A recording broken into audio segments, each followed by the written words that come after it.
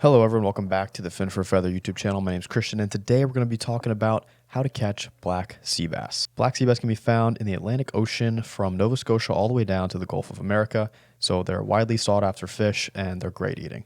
So let's get into it. Most of the sea bass fishing you're going to be doing is offshore. While they can be caught inshore around bridges and jetties and things like that, the bigger ones and the ones that you're going to be able to keep are going to be found further offshore on reefs, wrecks, and things like that. As far as depth goes for these fish, they can be found in 20, 30, 40 feet of water, all the way out to 300 feet of water. So if you're looking for some bigger ones, you're going to want to go deeper.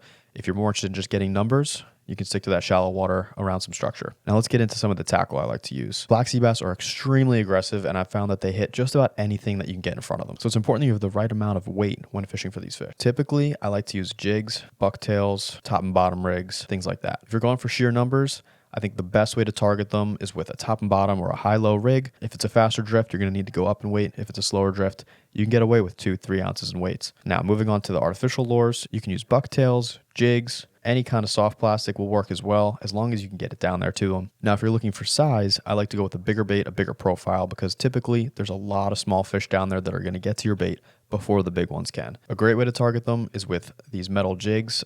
I like to use an 80 gram. If you're in shallower water, you can use 60 grams. Another great bait I like to use is a bucktail jig.